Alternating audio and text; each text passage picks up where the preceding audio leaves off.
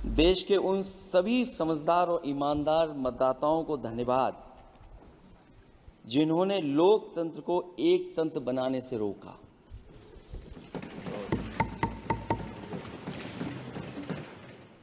चुनाव के समय पर अध्यक्ष जी ऐसा कहा गया कि 400 पार।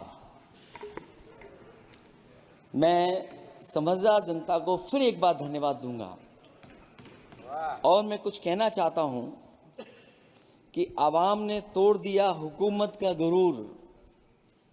दरबार तो लगा है पड़ा गमगीन में बेनूर है पर। अध्यक्ष महोदय, दरबार तो लगा है पर बड़ा गमगीन बेनूर है। और पहली बार ऐसा लग रहा है हारी हुई सरकार विराजमान है। जनता कह रही है चलने वाली नहीं सरकार। अध्यक्ष महोदय, जनता कह रही है चलने वाली नहीं, ये गिरने वाली सरकार है। और क्योंकि ऊपर से जुड़ा कोई तार नहीं, नीचे कोई आधार नहीं, अधर में जो है अटकी हुई वो तो कोई सरकार नहीं। दरअसल पूरा इंडिया समझ गया है कि इंडिया ही प्रो इंडिया है। इस चुनाव में इंडिया अलायंस की नैतिक जीत हुई है। ये पीडीए इंडिया की सकारात्मक राजनीति, पॉलिटिक्स जो पॉजिटिव है, पॉजिटिव पॉलिटिक्स की जीत हुई है। मुझे याद है अध्यक्ष महोदय, देश के प्रधान सांसद जी ने अनाथ पशुओं के बारे में बहुत कुछ कहा था। अनाथ पशुओं की समस्या से छुटकारा दिलवाने के लिए कब वादा किया हुआ, लेकिन कई चुनाव बीत गए हैं, अभी तक गन्ने का भुगतान 2 हफ्ते का वचन जो दिया था, कहां दिया था? अब तो वचन देने वाले को भी याद नहीं है। हर बात को जुमला बना देने वाले लोगों के ऊपर से जनता का भरोसा उठ गया है। इसीलिए बहुमत की सरकार नहीं है, ये सहयोग से चलने वाली सरकार है। डबल इंजन के नाम पर उत्तर प्रदेश को टकराहट के सिवा कुछ हासिल नहीं हुआ है।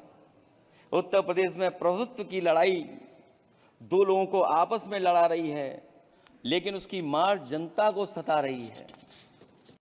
पिछले 10 सालों की उपलब्धि बस इतनी रही कि एक शिक्षा परीक्षा माफिया का जन्म हुआ। अध्यक्ष महोदय, जिस समय चुनाव में थे और उत्तर प्रदेश में वो हालात देखे हैं कि नौजवान जब भी तैयारी कर करके जाता था और परीक्षा दे करके लौटता था तो उसको पता लगता था कि पेपर लीक हो गया। और उत्तर प्रदेश में केवल एक पेपर लीक नहीं हुआ है, जितनी भी परीक्षाएं हुई हैं सब पेपर लीक हुए हैं। केवल उत्तर प्रदेश ही नहीं, मैं माननीय सांसद की तरफ से सुन रहा था, कई ऐसे प्रदेश हैं जहां पर परीक्षाएं देने तो बच्चे गए लेकिन वहां भी पेपर लीक हो गया। और अभी जब 4 जून को रिजल्ट आया, उसके बाद जो बात उठी है, देश की सबसे प्रेस्टिजियस परीक्षा, उसका भी पेपर लीक हो गया। और आखिरकार ये पेपर लीक हो क्यों रहा है? सच्चाई तो ये है कि ये सरकार पेपर लीक इसलिए करा रही है कि सरकार नौकरी नहीं देना चाहती, रोजगार नहीं देना चाहती, उन नौजवानों का भविष्य नहीं बनने देना चाहती। पिछले 10 सालों की उपलब्धि बस इतनी रही है कि एक शिक्षा परीक्षा माफिया का जन्म हुआ है, जिसने तथाकथित अमृत काल में युवाओं के भविष्य की आशाओं को ही जहर दे दिया है। जो सरकार उम्मीद को मार दे, वह न तो वर्तमान को सुधार सकती है, न भविष्य को संभालती है। सरकार आशा का प्रतीक होनी चाहिए, निराशा का नहीं। अध्यक्ष महोदय, एक जीत और हुई है, एक जीत और अध्यक्ष महोदय हुई है। मैं जानता हूं सत्ता पक्ष बैठे वाले लोग समझ गए होंगे। अयोध्या की जीत भारत के परिपक्व मतदाता की लोकतांत्रिक समझ की जीत है।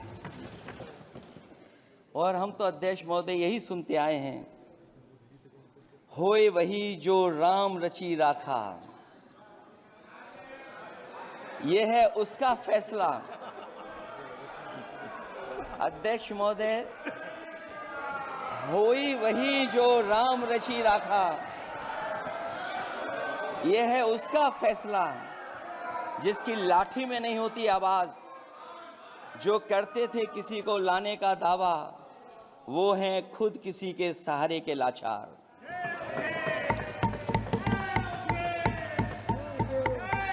अध्यक्ष महोदय,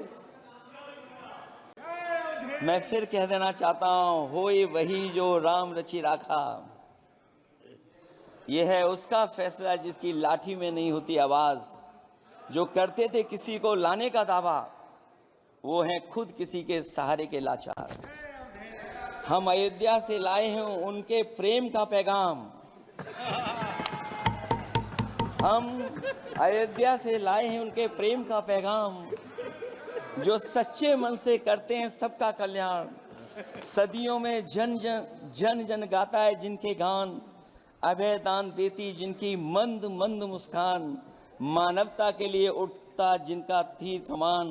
अध्यक्ष महोदय, जो असत्य पर सत्य की जीत का है नाम, उफनती नदी पर जो बांधे मर्यादा के बांध, वो है अवध के राजा पुरुषोत्तम प्रभु राम। हम अयोध्या से लाए हैं उनके प्रेम का पैगाम।